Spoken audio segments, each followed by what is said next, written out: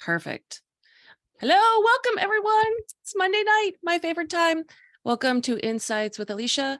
And I'm in Phoenix, 7 p.m. here. I don't know where you are in the world. Some of my people that show up, I know where they are. I have someone in Seattle, and it's only 6 where she is. But welcome to another episode of Insights with Alicia. What do we do here? We gather every week to learn and connect.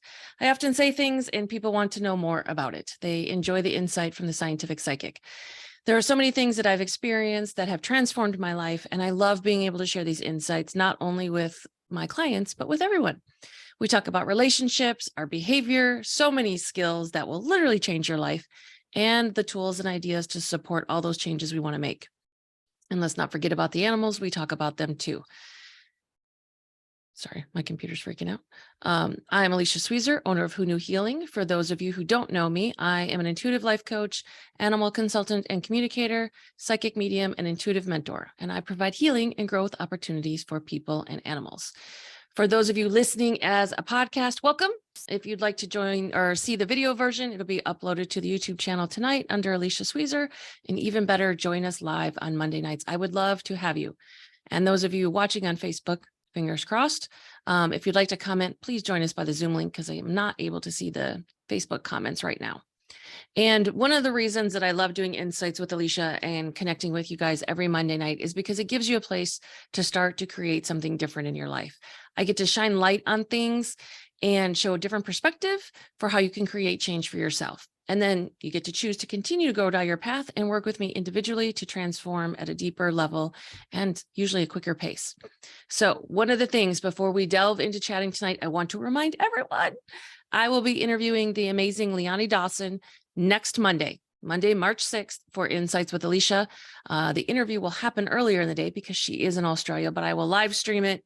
They're recording that night. So please still join me at 7. And as usual, it'll be loaded to YouTube and the podcast platforms afterwards. Liani Dawson is a massive business success and an amazing person. I have used her courses for my business and it changed everything for me. This woman has an enormous impact on the world. She's Australian and extremely funny. Who doesn't love that? I am so excited to be a part of her world. She's the CEO of her own business and has generated over $13 million in revenue, best-selling author of many books, has won so many business awards and global brand business making a difference award. I'm just so excited. When I say this woman has a global impact, it's an understatement. And I get to be one of the people lucky enough to interview her. You don't want to miss it. And we're going to talk about so many things. Like I said, this woman's always authentically herself. And that is one of the main things we're going to talk about because that is one of the main things we talk about here every Monday night. And did I mention she's Australian? Don't miss it. Okay. So what are we going to talk about tonight? The universe said this. I was like, okay. So y'all remember that song, that classic Salt and Pepper song? Let's talk about sex, baby. Let's talk about you and me. Let's talk about all the good things and the bad things that may be. Remember, where's my 90s people? Okay. So tonight, that's probably considered an oldies by now. I don't want to talk about that. We're going to talk about sex. And probably not in the way that some of you may be hoping. So just saying. Where this came from is I was having a session with one of my clients a few weeks ago, and we were discussing things in his current relationship. And when we got to the sex part, we spoke about sexual chemistry, emotional intimacy, etc. And then he said to me, he didn't know the difference between sex and making love. And that was so interesting to me because there very much is a big difference. Now, I get the term making love may seem cliche to some of you. And like I said, there very much is a big difference between them. Anyone can have sex. Sex is the physical act of two bodies joining. Making love has many pieces to it. So what are some of those pieces? Physical attraction, sexual tension, sexual chemistry, emotional intimacy, passion, and there is an energetic component. Now, does sex have some of these components? Absolutely. Sex has physical attraction, sexual attention, and usually sometimes sexual chemistry. Just depends on where you're at in your relationship connection with the person. And so we are going to look at these to see the differences between sex and making love. One isn't better than the other. There is zero judgment here. When you are in a relationship, there are different, when you are in a relationship, focus, there are differences that affect the situation and contribute from each one.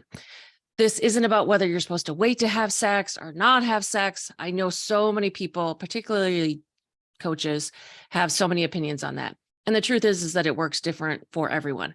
Just like everyone, I was talking about this today, you know, everyone says, oh, when you have a breakup, you're supposed to wait 2 years before you date again. No. Now, yes, we definitely want to pause, grieve some, see, you know, take inventory, look at ourselves. And that timeline is different for everyone. It isn't set in stone.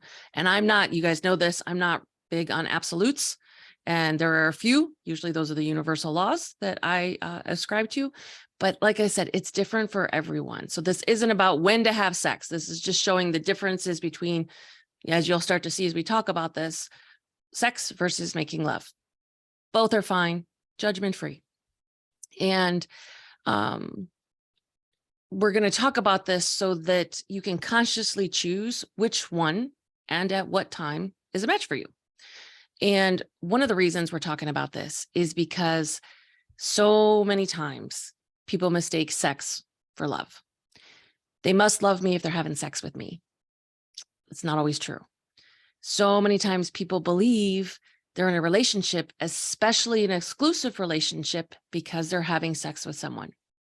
That is also not always true. And actually, those are two separate things. So being, you know, if you think you're in an exclusive relationship without having that conversation, you may not be. And just because you're sleeping with someone doesn't mean that you're in a relationship and doesn't mean that you're in an exclusive relationship. That's where those conversations come from. That's what you guys hear me talking about all the time. So what are the components that constitute making love? We're going to start with physical attraction.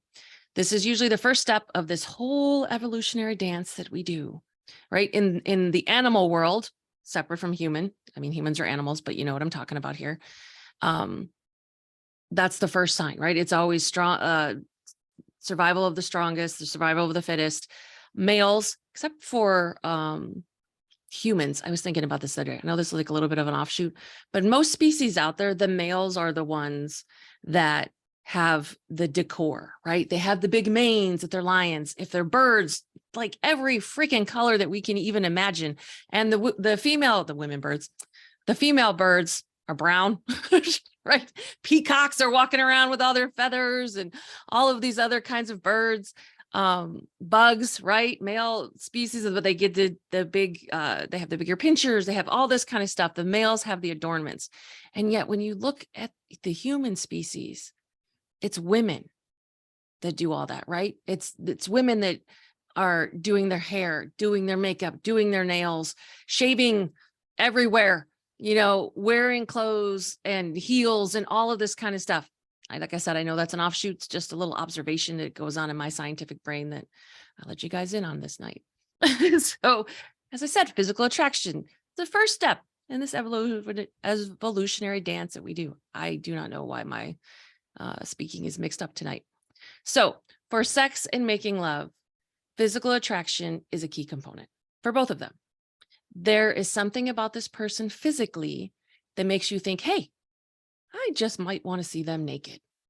So I'm pretty sure that one's self-explanatory. We're not going to go into physical attraction real deep.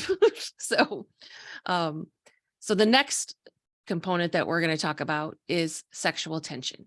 Sexual tension is what gets created from the flirting, the bantering, the teasing, and usually the waiting. Waiting allows space and time for more sexual tension to be created. Like I said, no judgment here. This isn't any kind of you need to wait to have sex kind of thing. This is just one of the differences that gets created. Waiting means you're not unconsciously choosing instant gratification and then wondering why you didn't create what you wanted. It's just all about being aware here. So the next component, so we have physical attraction, sexual tension. The next component is sexual chemistry. Sexual chemistry is created by right? The physical attraction, sexual attention, and time spent with the other person. It's where you find out each other's sexual preferences, sexual tendencies, gender preferences, all of that kind of stuff that goes into our sex life, right? That part of our relationships. And so that's where we really get to see is someone a match for that particular part of our relationship. That's where the chemistry is created. The next step that goes on is emotional intimacy. Now, this is one of the places where it shifts from being the act of sex into the act of making love. And I think sexual chemistry, for my own, this is all, I mean, everything I say tonight is my own personal opinion, right? But I think such sexual chemistry starts us down that road as well. And emotional intimacy is created when we're vulnerable with someone and they really see and hear us. They are an allowance of who we really are.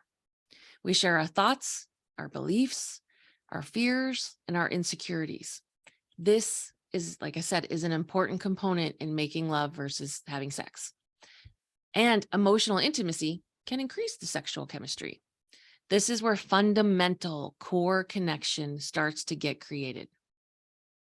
Many times, people will mistake physical intimacy for emotional intimacy, which can easily happen because of all the hormones and all the endorphins that get released during sex. So, have you ever noticed when people stop having sex or the sex rate in their relationship slows down? They find themselves not really connected to that person. They find they really don't have anything in common, that they don't have anything to talk about, and that sometimes it's even hard to talk to that person at all. Like I said, it happens, no judgment, and it gives us an opportunity to look at what we are or what we were consciously and unconsciously choosing, and what we mean individually of having sex with someone. Because like I said, it's very easy. Humans, I forget what we were talking about this, where humans, we just have this assumption part where it's like, oh, well, we're spending time together. We just assume we're in a relationship. No.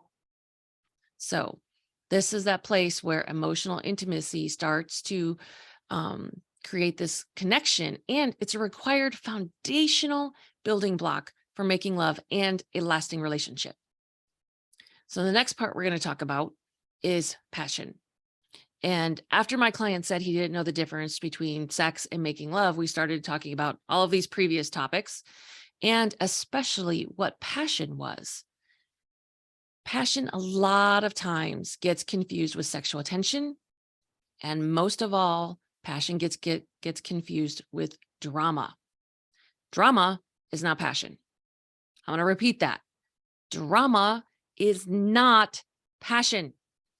How many times have we seen in the movies people have a big fight or something dramatic happens, and then they were overcome with passion for each other and they have sex? This is called trauma bonding. It's not passion. I know it looks good on the screen. It's actually a trauma bond.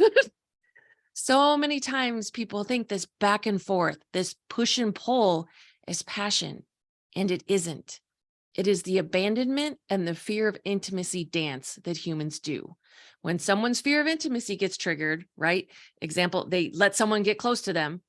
They create drama by getting angry, withdrawing, pushing the other person away, and so many other things. And that triggers the abandonment in the other person, who then chases and feels like the need to prove their love. This is one of the main things that I work with people on in their relationships, is this back and forth and their need to prove their love and that sort of thing. Very, very different between proving your love and demonstrating that there's a mutual investment. Very, very different. But until we start to look at it that way, we think this drama is passion. And like I said, everyone thinks this back and forth is passion. It's not. It's not unconditional love. It's chaos, codependency, and dysfunctional coping behaviors.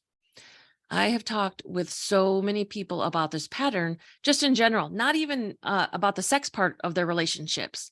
And these people have chosen to do a lot of growth and repatterning, because when you're used to this drama cycle and you think it's love, when unconditional love does show up, you think it's boring. You think it isn't real because it doesn't have the back and forth drama. It doesn't have the illusion of effort and the quote unquote, we're working on our relationship. You feel that when people are like, we're working on it. Now, are there times where we have to invest more and be more on purpose with our relationships? Because, we do know relationships are quote unquote work. That's not what I'm talking about here. This is where we're trying to force something. We're working on it. We're trying to, round peg, square hole kind of thing of like, we're making it work. This is not the true work and investment a sustainable relationship requires. It's dysfunction. And we've all been there, like I said, and we're taught, society teaches us that passion is drama, and it's really not. So what is passion truly created from? Passion is from all the things that we've spoken about: the physical attraction, the sexual tension, the sexual chemistry, and the emotional intimacy. When you have significant amounts of emotional intimacy with someone, the passion, the level, the effect, the what's the other word I'm looking for? That feeling, that is so much bigger and so much more substantial when you have this foundation than the drama that's just a hit once in a while. And then we get addicted to that. And then we keep chasing that hit over and over and over. If anyone's ever been in a narcissistic relationship, you know exactly what I'm talking about. And even if you've been in a relationship with someone who wasn't a narcissist, this back and forth, we get addicted to the adrenaline. We get addicted to the drama because we think, oh, this is the one. This is the one because it's so hard. We have to make it work. That's what makes this true love, because that's what society says. That's what the movie says. And the opposite is actually true. So let's talk about the last part, which is the energetic component of sex and making love. Everyone feels energy. This isn't a woo-woo thing. This is the part that cracks me up about what I do. Everyone's like, oh, energy is so woo-woo. Energy is science. That's a fact. So energy is also different than being an empath. So every one creature, we've talked about the animals, every living thing, we won't get into the rest of it tonight. Every living thing feels energy. Now, depending on how developed and aware you are of how you feel energy, this concept may be new to you.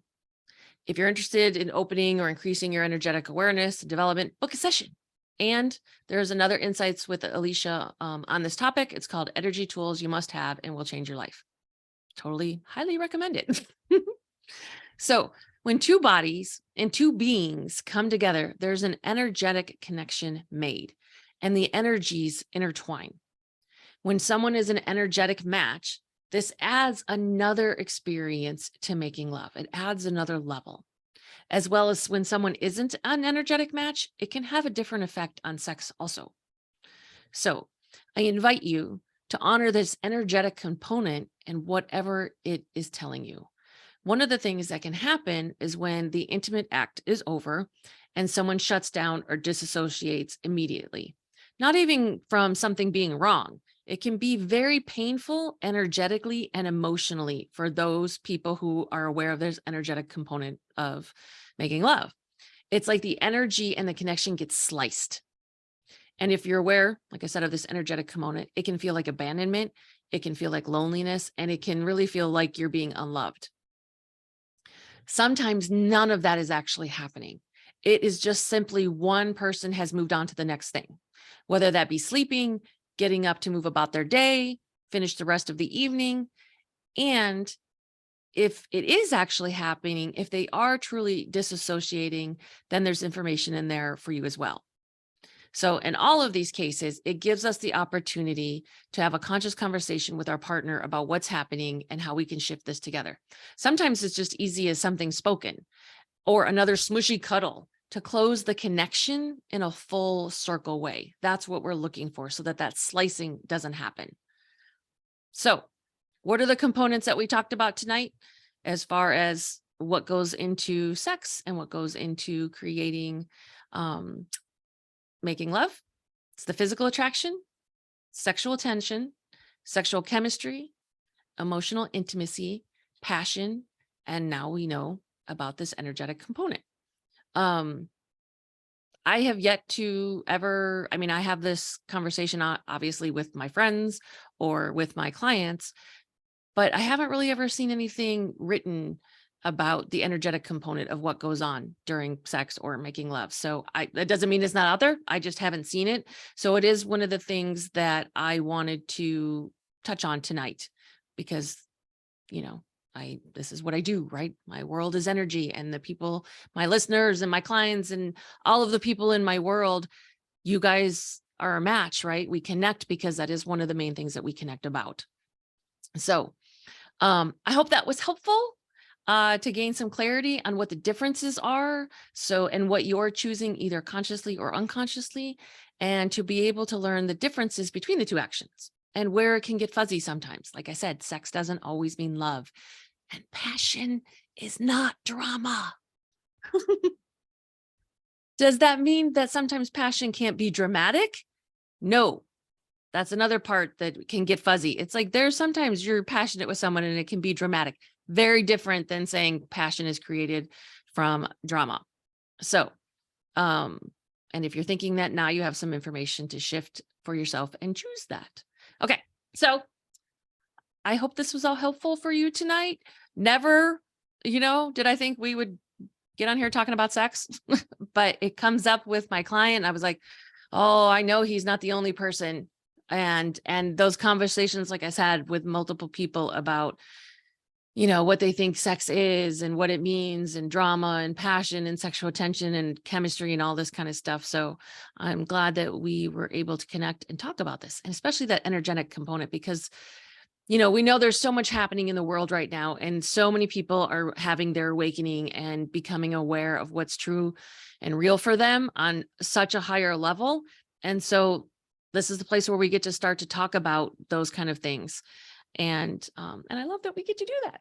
So I hope it was helpful. People are putting in the chat that they love our Monday nights together. I do too. Join me again next Monday. And if there's people you want to share this with, if you know someone who thinks drama is passion, or if passion is drama, send them the link. It'll be uploaded to the YouTube channel under Alicia Sweezer tonight. Subscribe, like, do all the things, share it. And thank you, as always, to everyone who has donated to my Cosmic Tip Jar. It allows me to create more free things that I can give to people. And if anyone feels led to do so, the links are always in the event info. There's multiple options. Thank you so much. And if you have a specific question about one of the categories that I spoke about tonight, then send me a DM or an email this week, and I will answer that question for free by DM or email. And if you're like, heck, this is exactly what I'm looking for, this is me, I am the person that does this, or I want to learn this other part that you're like, this energy part that you're talking about, book a session, call for your free discovery call. Let's see what we can change together. Okay, that's it for tonight, everyone. This was fabulous. I was so excited to connect with you all. And don't forget, next Monday, Leonie Dawson. It's going to be awesome. I'm super excited. She is a global sensation. So join me next Monday, and I will see you guys then. I hope you have a fabulous week. It's almost March. I have no idea how that happened. And the weather is crazy all over the US. I don't know where some of you are joining me from, but weather is crazy in all parts of the US. So I have family back home in Michigan, and they didn't have power for days. And so I am in Arizona. I have been very, very fortunate for the weather that we're having here. But everyone, be safe and have a great week. And I will see you all next Monday. Thanks so much, everyone. Bye.